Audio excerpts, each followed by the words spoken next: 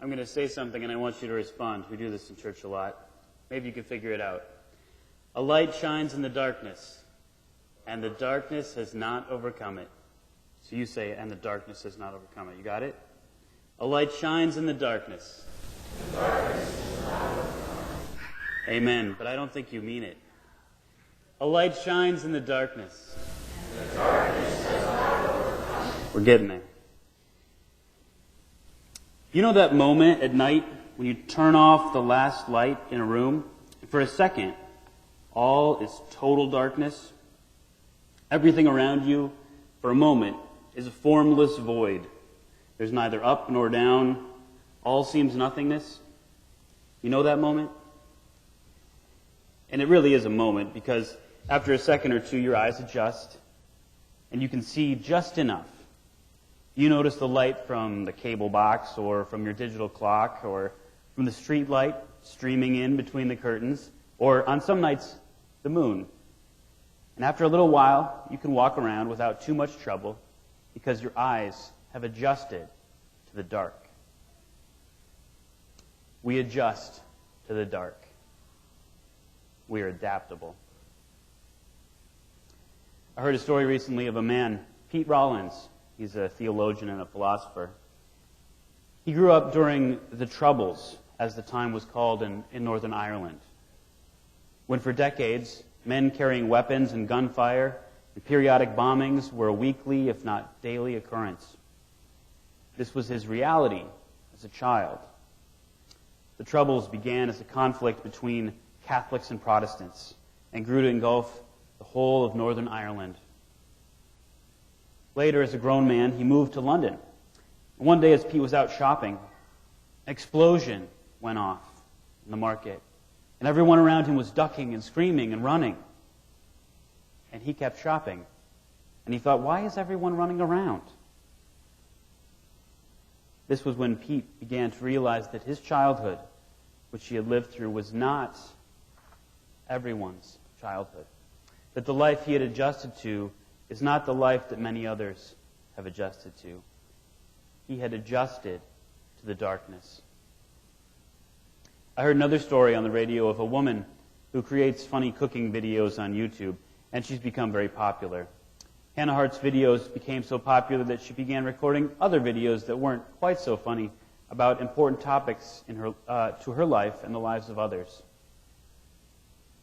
One of the issues she made some videos around was mental illness and how to work through social services to gain aid for those living with mental illness. And she didn't choose this issue because she's a nice person, although she probably is, but because it is personal for her. Hannah's mother lives with schizoaffective disorder, and because of this, her mother went through a period of homelessness. Hannah and her sister, as adults, worked to get services for their mother, which was not an easy task. But growing up with a parent with mental illness was a challenge.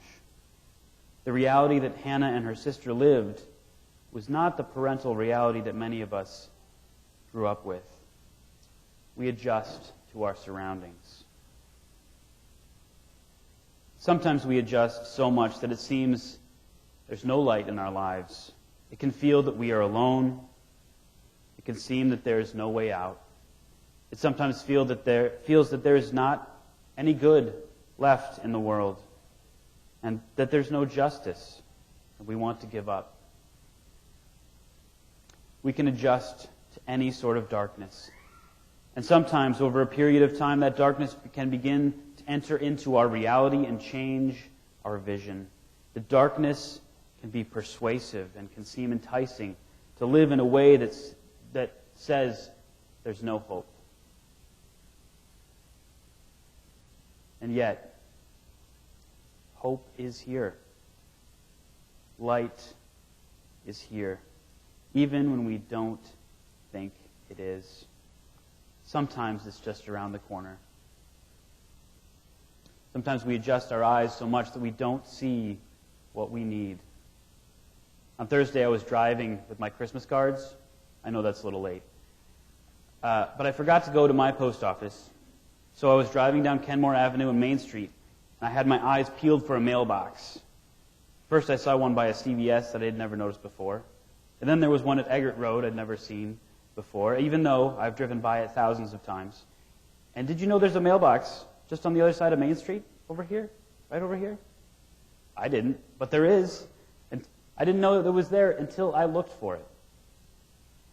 Jesus said, "Seek and you will find," and I'm not always sure what he was talking about there, but I think part of what he's talking about is hope. When all seems hopeless, when we've adjusted to the dark, when we feel lost, we hear the words of John's Gospel. A light shines in the darkness. You almost forgot. 2,000 years ago, a baby was born into a world of empire, a world of unjust civilization, a world of oppression for the poor, and amazing wealth for the rich. Jesus was born into a time when people were living in fear. Then Christ was born, a light in the dark. The shepherds watching their flock in the dark see a great light break through. The wise men in the east next week will remember that they saw a new light in the sky and followed it to Christ. These people had adjusted their eyes to the darkness around them and did not realize the depth of how dark it had become until the light broke through. And most comforting of all to me is not that Christ came 2,000 years ago, but that we read in John's Gospel today, we are reminded that the truth of Christ's hope, the light in the darkness, has been, is now, and always will be with us.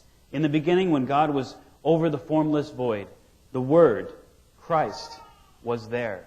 When things seemed their darkest for the Jews in the Roman Empire, a baby, Jesus, was born, and Christ came into the world as one of us, God and man, to bring hope and a new way to live.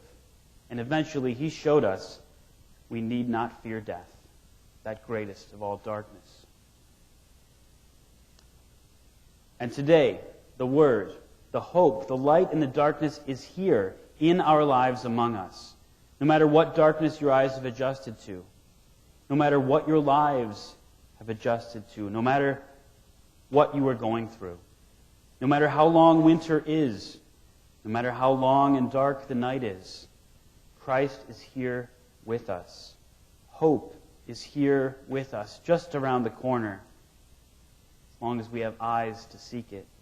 Just across the street, within this building, hope has come. If we can adjust our lives to darkness, then I think we can also adjust our eyes, our minds, and our hearts to the light. May we have eyes to see and ears to hear. A light shines in the darkness. Let's say it like you mean it. A light shines in the darkness. Amen. May it indeed be so.